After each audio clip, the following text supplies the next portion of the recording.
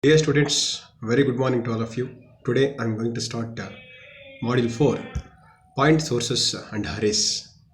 Dear students, in the previous session we discussed about antennas. What are the basics of the antennas? What are the different fundamental parameters of the antenna? How they are important in order to perform the antenna well. Okay, in this session, we are going to discuss about the introduction about the point sources and arrays, and also we are going to cover power patterns and the power theorem.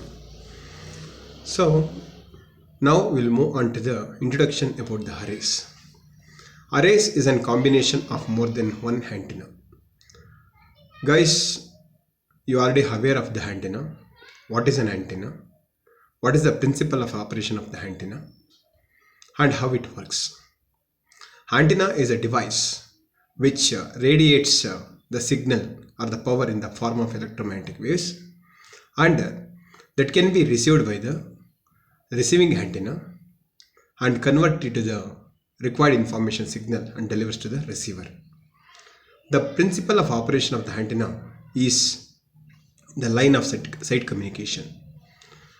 On the line of sight communication, the antenna is working. Means when both the transmitting antenna and receiving antenna are synchronizing with each other, then only we are getting the maximum output. So this is what the principle of operation of the antenna. If we combine more than one antennas, we call it as an array. And this array can be constructed using similar antennas or dissimilar antennas. So next is point sources. Dear students, you studied isotropic antenna. Isotropic antenna is the antenna which radiates uniform power in all the direction. The point source is also said to be isotropic antenna. So point source can also be defined as it is the antenna which does not have any specified shape. Okay, that is the point sources. So next thing is that you are observing the antenna and observation circle. Dear students, observe the two observation circles properly. In the first one, the center of the observation circle and center of the antenna which is coinciding. Okay, means center of the antenna coincides with the center of the observation point or observation circle. In the figure 2, you are observing that the center of the antenna is not coinciding with the center of the observation point or observation circle. There is a gap between center of the antenna and center of the observation circle. So the distance between the center of the antenna and center of the observation circle is d, but this distance is a very small distance, and this has negligible effect on the field pattern. So next you are observing the power patterns. Dear students, I explained about the field pattern and the power pattern. In the field pattern, the half hour level is set to 0.5, but in the field pattern, half hour level is set to 0.707 or 1 by root 2 times of the maximum value. So here you are observing the four different figures. The first one is the relative pattern of the antenna. Second one is radiation intensity pattern. So you know radiation intensity, which is nothing but the ratio of the radiated power divided by the solid angle, divided by power in solid angle. That is called radiation intensity. And the pattern of the radiation intensity is shown in the figure B. Then relative radiation intensity pattern is shown in the figure C, where UM is the maximum radiation intensity. And in the figure D, you are observing the pattern of the directional or anisotropic source. Next is the power theorem. So this one also we discussed in the previous module. In the previous module, when we are discussing about the radiation power density is denoted by the symbol S. The radiation power density is also called as an power per unit area. So power per unit area, which means S is equal to what? The power radiated divided by 4 pi r square, where 4 pi r square is the area of the sphere. But here power radiated is the integration of the power density into elementary surface area. So the S is also called as the average Poynting vector or power density or power per unit area. So power theorem states that the power radiated is the integral of the power density over the elementary surface area, where S is average Poynting vector, which is measured in watts per meter square, and ds is the differential surface area of the differential surface area.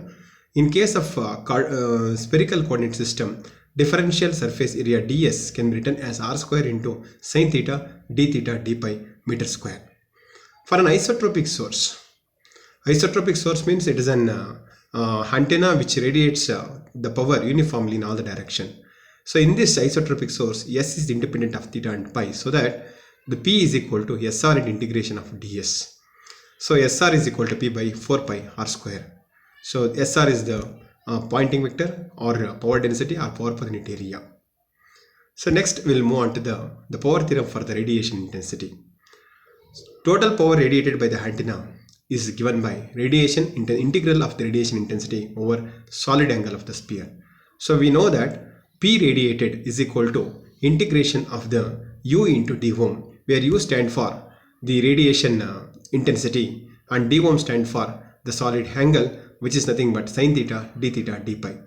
So look here, P is equal to double integration of U into d ohm, but U is equal to U naught, where U naught is the radiation intensity which is averaged over all the direction. This is nothing but it is also called as the radiation intensity of the isotropic source, and d ohm is the solid angle. This solid angle is represented by sine theta and d pi. So it becomes P is equal to double integration of U naught into sine theta d pi. Take U naught constant outside, then you will get P is equal to U naught into integration of 0 to pi sine theta into d theta integration of d pi for the interval 0 to 2 pi. Dear students, the angle theta is ranging from 0 to pi, but the angle pi is always ranging from 0 to 2 pi. So when you integrate d pi, you will get pi, and substitute the limits as 2 pi and 0, you will get 2 pi. So finally P becomes P is equal to 2 pi into U naught, and if you integrate sine theta, you will get cos theta minus cos theta, and substitute the limits of theta as 0 and pi, you will get 2 pi U naught into minus cos pi minus of minus cos 0. As you know, cos 180 degrees is equal to minus 1 into minus is plus 1, and cos 0 is equal to 1. Therefore minus into minus is plus 1 plus 1 is 2 to the 4 pi into U naught you are getting as power radiated, or the maximum radiation intensity U naught is equal to P divided by 4 pi, means the maximum radiation intensity is the power radiated divided by the 4 pi. Then what is the relationship between the Poynting vector and radiation intensity? So look here, SR is equal to P by 4 pi r square, where SR is the Poynting vector and radiation intensity is nothing but the power radiated divided by 4 pi r square. Next multiply both sides by r square, you will get SR into r square is equal to P by 4 pi. We know that SR into U square is equal to SR into r square is equal to U naught. Then U naught is equal to SR into r square. Okay, this is the relationship between Poynting vector and radiation intensity. Thank you.